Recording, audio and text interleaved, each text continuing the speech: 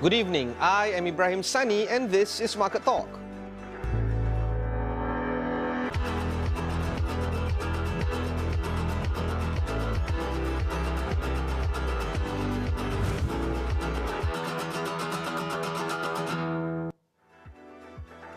The Prime Minister has introduced what he himself has called the mother of all budgets. Here to discuss the impact of the budget rollout is Jameel Ahmad, the Global Head of Currency Strategy and Market Research of FXTM. Welcome to the show, Jameel. Now, of course, you flew in to Kuala Lumpur specifically to discuss not just about the budget, but also the ringgit. What are your first or initial expectations on the budget presentation? Thank you very much for having me. Firstly, it's a pleasure. So I would say the budget is reflective of the improving fundamentals for the Malaysian economy. And there's some positives in there in the budget as well, such as it's going to probably improve domestic growth with the tax cuts. When it comes to the ringgit itself, we actually see more of a limited impact. And that what it will do, the budget, is probably trigger a reaction in the equity market or maybe the bond market.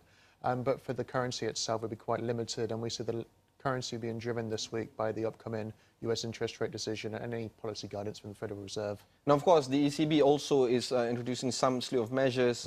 We know that both the US and the EU has some significance towards how the ringgit will pan out. And for you to say that the ringgit might see some limited coverage following the budget, does this mean that we have to look forward to or look towards the ECB and the Fed decision to understand better where the currency is heading? Absolutely. All of the emerging market currencies are still in many ways directed by these international movements such as dollar rally, trader demand for the dollar, and then international developments as well, such as maybe the Catalonia crisis or how other central banks are moving. Interestingly, you brought this up because now we're looking towards other central banks, apart from the US Federal Reserve, moving towards tightening monetary policy, albeit on a very slow basis. This is probably going to present some more risk to the emerging markets because the focus will move away from the Federal Reserve, lifting interest rates higher. We'll start to talk about the Bank of England, Bank of Japan, ECB, European Central Bank. Moving back to the ringgit itself, the good news is that although this risk will be in the atmosphere, it's going to be very slow for Europe to lift interest rates and for Japan. I think anybody saw this on the ECB conference last week. Now, of course, the Malaysian economy has registered very strong, steady growth, above 5%. In fact, the Prime Minister in his budget said that it can grow up to 5.5, 5.75% even towards the end of the year. Do you think that there will be a direct correlation between the strengthening of the Malaysian economy versus how the ringgit will move towards the end quarter of this year? It's quite possible. We've said for a long time the ringgit was completely oversold. If you look at its past performance last year, the year before, it was not reflective of the economic fundamentals. And as 2017 has progressed, we've seen the data has reflected this. Malaysian economic data was actually much better than expected for the majority of this year. And that will likely continue into the end of Q4 as well. We've seen the ringgit rebound for about 6% against the dollar year to date. Of course, a lot of this is because of the fluctuations in the dollar, a lot of weakness, impatience towards Donald Trump policies, as it may be. And this is what's helped the Malaysian currency. But yes, the economic news and the fundamental data on the local economy can still have some impact when it comes to the currency. But the major news is always the international developments. Of course, being a safe haven currency, the US dollar has seen some fluctuations, if not a lot, and the same instability is happening in the Eurozone as well. Do you think because of these two changes happening with the euro and the dollar, investors would now have to move towards other safe haven currencies, particularly the Japanese yen and perhaps the Swiss franc? We always like the Japanese yen, and we say in times of uncertainty, whether this is market uncertainty, political uncertainty, or economic uncertainty, the Japanese yen always becomes a trader's best friend. And we've seen this so many times in the past, over the past year.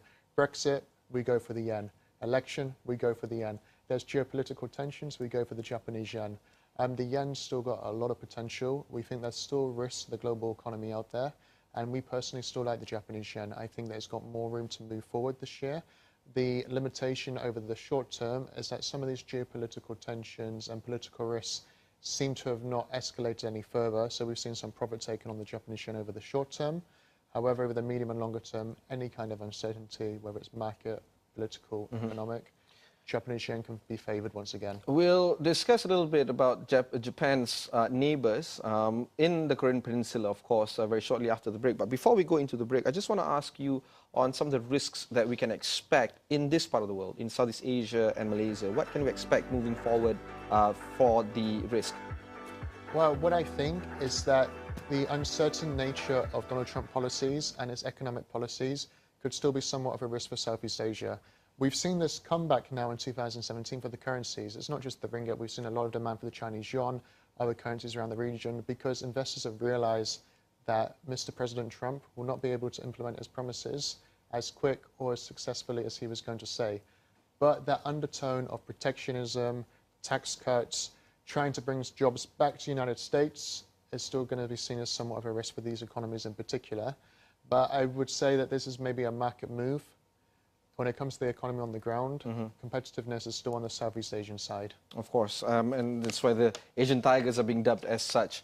We'll go for a short break, but when we come back, we'll discuss a little bit more about what the Prime Minister has said at the Dewan Rakyat earlier today. Don't go anywhere.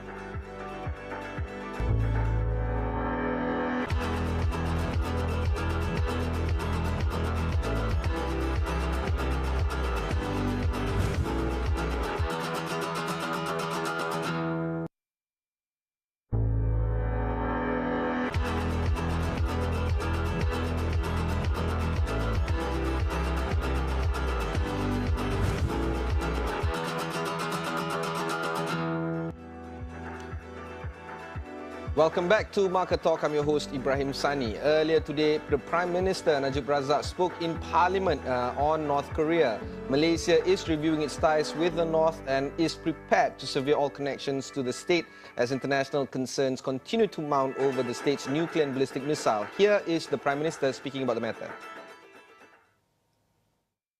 Tuan Yang Pertua, mengenai keadaan di semenanjung Korea, kedua-dua negara telah menyuarakan kebimbangan di atas keselamatan dan keamanan di rantau Asia Pasifik yang diancam oleh tindakan Korea Utara yang menjalankan program ujian nuklear dan ujian peluru berpandu balistik.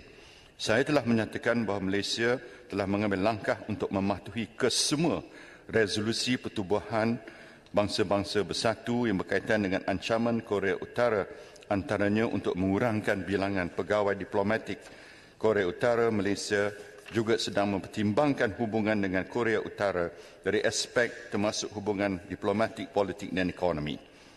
Malaysia sedang mempertimbangkan untuk menutup kedutaan besar Malaysia di Pyongyang dan memindahkan akreditasi dari Beijing. Malaysia juga kini telah memperkenalkan visa untuk kemasukan warga negara Korea Utara ke negara ini. So joining me to discuss this and more is Jameel Ahmad, the Global Head of Currency Strategy and Market Research of ForexTime, or FXTM. Jameel, as you have just heard, the Prime Minister speaking about the possibility of closing the embassy in Pyongyang and moving all diplomatic missions to the Beijing office or Beijing mission. Is this a clear signal that there is a severe geopolitical tension currently building up at the Korean Peninsula? And how do you think this will impact us?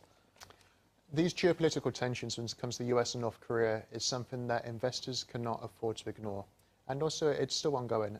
Somebody would say that these tensions have been ongoing for a long time, but there's no doubt that they escalated over the summer months. In terms of how it can impact us, anybody, whether that's Southeast Asia or other parts of the world, this is what we currently see. It looks like these tensions will be resolved by diplomacy. There'll probably still be some underlying tone of some sort of threat, but it would not be on a military action or war. So it looks like a positive sign that diplomacy is being used here, such as some international pressure on North Korea, and you're seeing a lot of pressure coming from the local economy today. While we see diplomatic actions currently taking place, we also see some military aggression as well. North Korea did shoot, a ballistic missile over Sapporo in Japan. Do you think that these military overtures will move beyond this and go straight into escalation? I don't think so. I think that both sides realize that military conflict is not going to be beneficial for anybody. It's going to cause a lot of uncertainty politically, humanity, and it's not going to be the route that I think that people want to take, and that's on either side. What we're seeing now is war of words on both sides as well. The US is clearly not backing down. North Korea wants to show its nuclear strength. I actually think that it's positive that more international communities, markets, economies, politicians are commenting on the need for diplomacy. And this is not just in the United States and the White House, where there's been a little bit of war of words aggression from President Trump.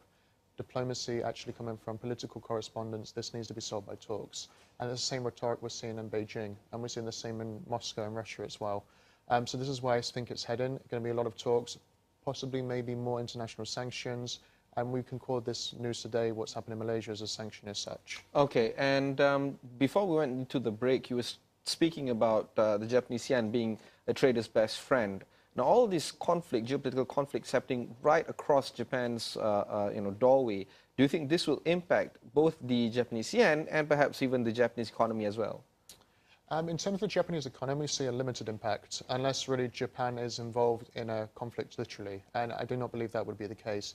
When it comes to the money markets and the currency, if there is uncertainty and geopolitical tensions, the Japanese yen will most likely benefit. We've seen this in the past, other geopolitical tensions, other market uncertainty.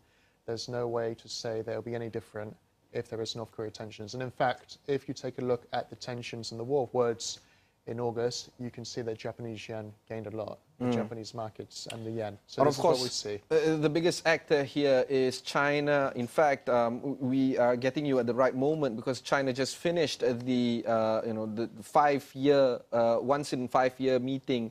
And if anything, the president has consolidated his power. In fact, the economy has emblazoned it as the world's most powerful man. Can we have any takeaways from this particular meeting? When it comes to economic developments and market developments, quite a limited impact. But what we can see is when there is so much uncertainty in the world, we talk about geopolitical tensions in North Korea, what's going on in Catalonia, ongoing news coming out of the US White House, and then, of course, you've got this ongoing persistent Brexit uncertainty. All of the headlines, news agenda, and eyes were on China last week. And I think this goes quite a significant distance towards explaining and reiterating how important China is becoming to the global economy, to global politics, and China is making more steps towards establishing itself as a superpower, and this likely will continue for some time to come. Do you think that the renminbi or yuan will see some changes following this particular meeting? Not necessarily following the meeting as such, but we do think that the yuan has still significant potential over the longer term. China still deals in US-denominated assets. The dollar is still seen as a payment method. But in time, we see China and the yuan establishing itself, not just domestically in China, but these relationships that China is clearly building with other economies, other markets. The yuan will establish itself as a reserve currency. It's already in the IMF special drawing rights basket. That's a very big move for the future. And we see smaller and incremental steps to come in the future as well, where the yuan will become more established, accessible, and tradable. And of course, China has been investing billions, if not trillions of dollars in various markets, including that of Malaysia. Do you think that these kind of investments will weigh down, or they will continue on this aggressive move to buy assets overseas? It will continue. It's all part of China's bigger plan. China's embracing internationalization and saying we are open to the global economy, to the global markets, to global citizens.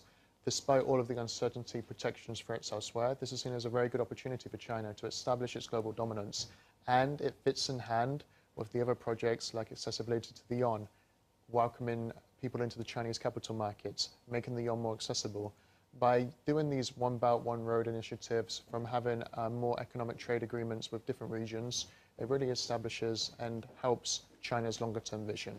It seems that with the global conditions currently going into various kind of turmoil, depending on the risk of severity, whether it's Catalonia or North Korea, do you see China as a stabilizing force in a way where China is not behaving erratically? They have been behaving the same way for the past 2 decades.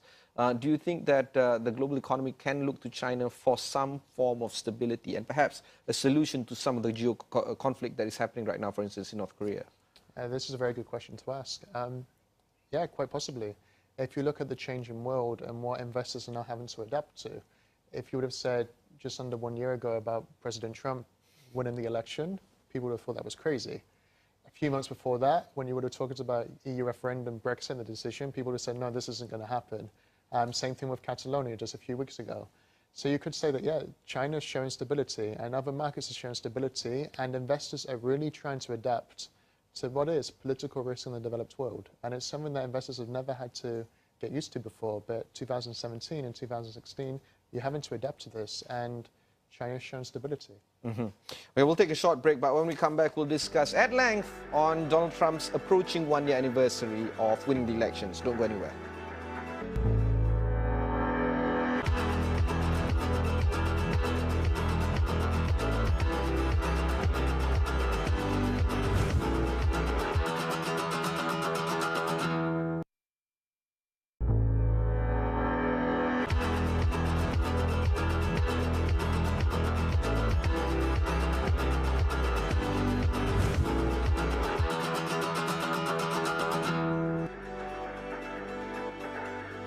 Welcome back to Market Talk. I'm your host, Ibrahim Sani. Today we're discussing at length some of the global economic conditions as well as market conditions with Jameel Ahmad, the Global Head of Currency Strategy and Market Research of ForexTime or FXTM. Jameel, of course, you've traveled the world extensively over the past few weeks trying to get some views and input from the various markets.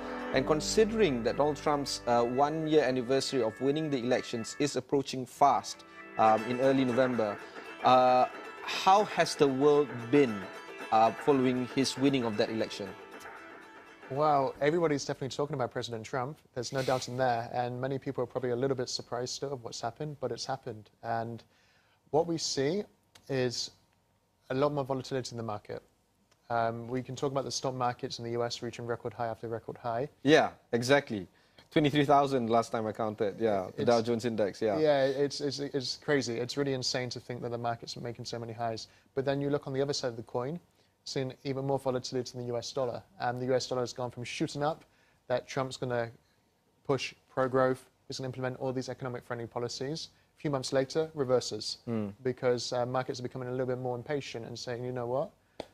We should have seen something by now from the administration if all of these policies are coming in, fiscal reforms, infrastructure spending, tax policies, other policies to bring jobs back to the United States.